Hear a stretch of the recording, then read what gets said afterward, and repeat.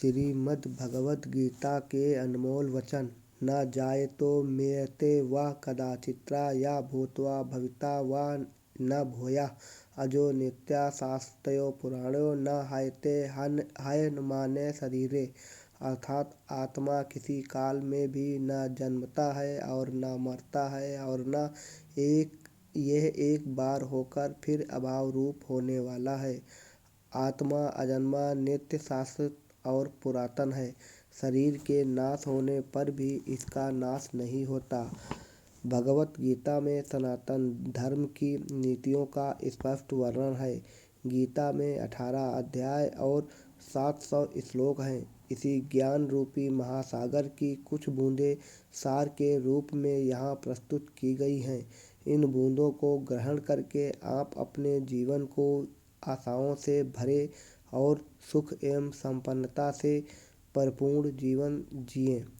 महाभारत के युद्ध के समय कुरुक्षेत्र की रणभूमि में भगवान श्री कृष्ण ने अर्जुन को जो उपदेश दिया है, उन्हीं उपदेशों का संकलन है श्रीमद् भगवत गीता। असल में ये उपदेशों का संकलन प्रश्न और उत्तर के रूप में है। अर्जुन कई प्रश्नवाचक चिन्हों के भंवर में फंसे हुए होते हैं और भगवान श्री कृष्ण इन्हीं प्रश्नों का उत्तर देते हुए अर्जुन को इस चक्रव्यूह से बाहर निकालते हैं। भगवत गीता ही है जो आधुनिक युग में समस्याओं से घिरे हुए मनुष्य को एक कर्मशील जीवन जीने के लिए प्रेरित करती है।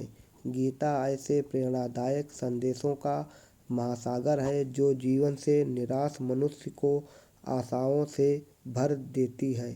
ठीक उसी प्रकार जिस प्रकार भगवान श्री कृष्ण ने अर्जुन की निराशाओं को दूर किया और उसे युद्ध लड़ने के लिए प्रेरित किया। आज की इस भागती दौड़ती जिंदगी में मानव को, उसके मन को, उसकी आत्मा को अगर कोई शांत, स्थिर और प्रसन्न चित्त रख सकता है तो वह है श्रीमद् भगवत गीता। नैनं छिदन्ति शस्त्राणि नैनं दहति पावकः न चैनं क्लेदयन्त्यापो न शोषयति मारुतः। अर्थात आत्मा को शास्त्र काट नहीं सकते और न अग्नि इसे जला सकती है, जल इसे गीला नहीं कर सकता और वायु इसे सुखा नहीं सकती। भगवत गीता का सार। जातस्य हि ध्रुवो मृत्युर्ध्रुवं जन्म मृतस्य च तस्माद् परिहारेऽर्थ न त्वं शोचित महर्षि। अर्थात जन्म लेने वाले की मृत्यु निश्चित है और मरने वाले का जन्म निश्चित है, इसलिए जो अटल है, अपरिहार्य है, उसके विषय में तुमको शोक नहीं करना चाहिए। अपकीर्ति मृत्यु से भी बुरी है।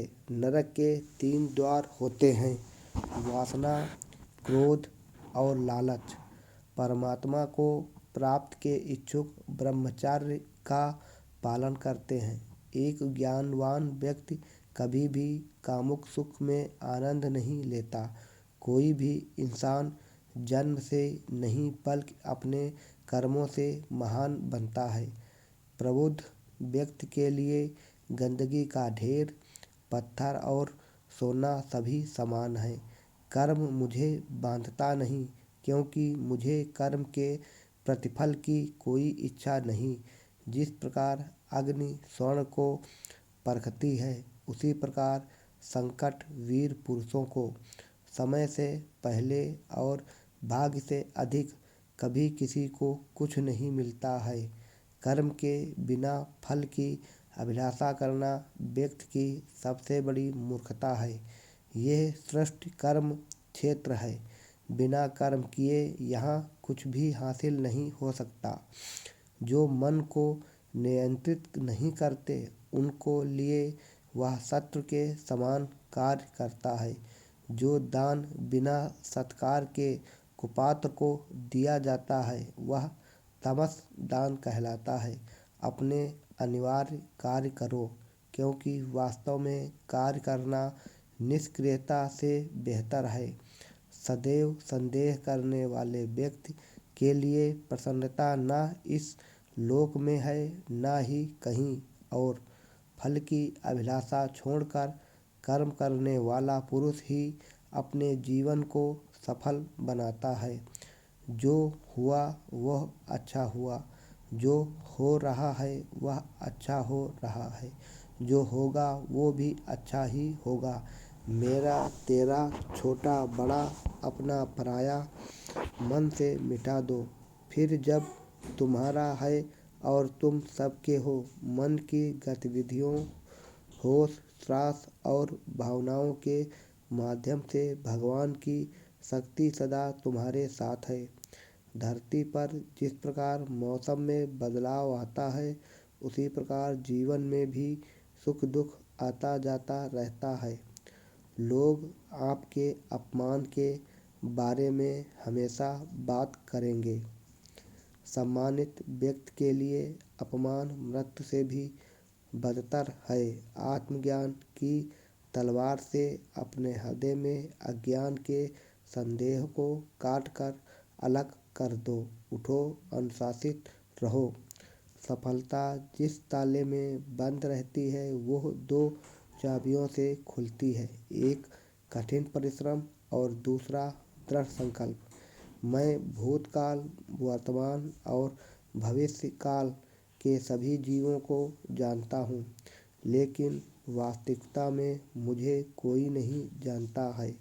जो दान कर्तव्य समझकर बिना किसी संकोच के किसी जरूरतमंद व्यक्ति को दिया जाए, वह सात्विक माना जाता है। जो पुरुष सुख तथा दुख में विचलित नहीं होता और इन दोनों में समभाव रहता है, वह निश्चित रूप से मुक्ति के योग्य है। कर्म वह फसल है जिसे इंसान को हर हाल में काटना ही पड़ता है। इसलिए हमेशा अच्छे बीज बोएं ताकि फसल अच्छी हो। जो लोग भक्ति में श्रद्धा नहीं रखते, वे मुझे पा नहीं सकते। अतः वे इस दुनिया में जन्म मृत्यु के रास्ते पर वापस आते रहते हैं। मैं धरती की मधुर सुगंध हूँ, मैं अग्नि की ऊष्मा हूँ। सभी जीवित प्राणियों का जीवन और सन्यासियों का आत्मसंयम भी मैं ही हूँ। वह जो सभी इच्छाएं त्याग देता है और मैं और मेरा की लालसा और भावना से मुक्त हो जाता है, उसे शांति प्राप्त होती है। मेरे लिए न कोई घृत है न प्रिय, किंतु जो व्यक्ति भक्त के साथ मेरी पूजा करते हैं, वो मेरे साथ हैं और मैं भी उनके साथ हूँ।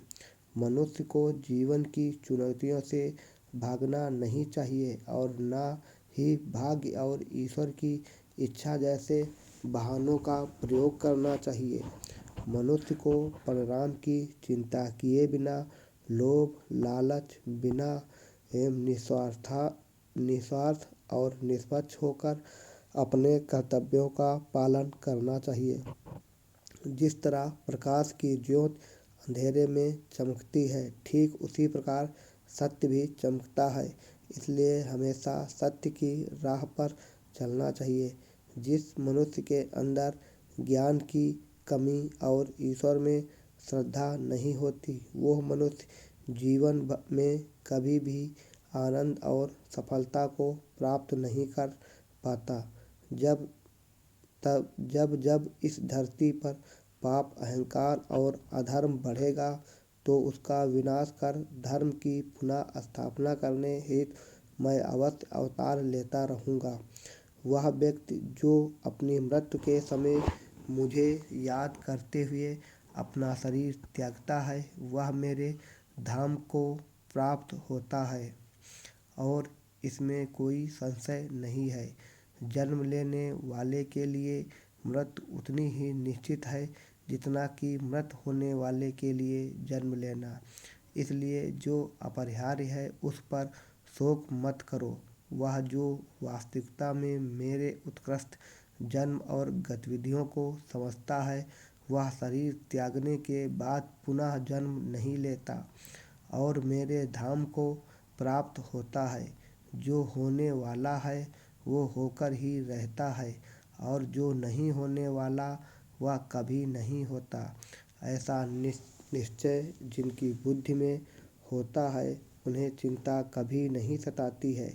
अपने परम भक्तों जो हमेशा मेरा स्मरण एवं एकचित्त मन से मेरा पूजन करते हैं, मैं व्यक्तिगत रूप से उनके कल्याण का उत्तरदायित्व लेता हूँ।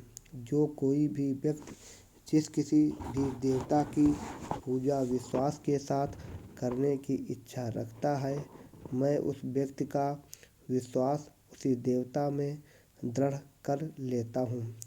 अच्छे कर्म करने के बावजूद भी लोग केवल आपकी बुराइयां ही याद रखेंगे। इसलिए लोग क्या कहते हैं इस पर ध्यान मत दो। तुम अपना कर्म करते रहो, ग्रसित हो जाता है। इसलिए मनुष्य का अपने मन एवं आत्मा पर पूर्ण नियंत्रण होना चाहिए। मनुष्य को अपने धर्म के अनुसार कर्म करना चाहिए। जैसे विद्यार्थी का धर्म विद्या प्राप्त करना, सैनिक का धर्म देश की रक्षा करना आदि। जिस मानव का जो कर्तव्य है उसे वह कर्तव्य पूर्ण करना चाहिए। मैं सभी प्राणियों को एक समान रूप से देखता हूँ। मेरे लिए न कोई कम प्रिय है न ही ज़्यादा।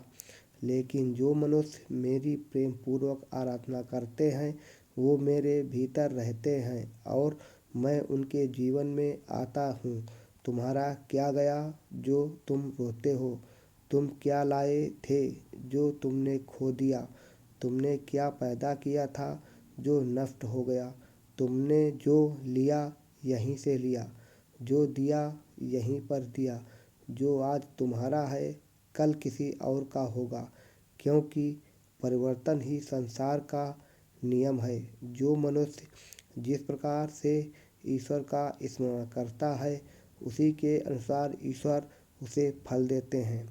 कंस ने श्री कृष्ण को सदैव मृत्यु के लिए स्मरण किया तो श्री कृष्ण ने भी कंस को मृत्यु प्रदान की। अतः परमात्मा को उसी रूप में स्मरण करना चाहिए जिस रूप में मानव उन्हें पाना चाहता है। असंशय महाबाहो मनो दुर्निग्रहं चलम् अभ्यासेन तु कौन्तेय वैराग्येण च गृह्यते। अर्थात हे महाबाहो, निःसंदेह मन चंचल और कठिनता से वश में होने वाला है, परंतु हे कुंती पुत्र, उसे अभ्यास और वैराग्य के द्वारा वश में किया जा सकता है। विनीत सस्य ब्लॉग में आपका हार्दिक स्वागत है। कृपया मेरे चैनल को लाइक और सब्सक्राइब करें।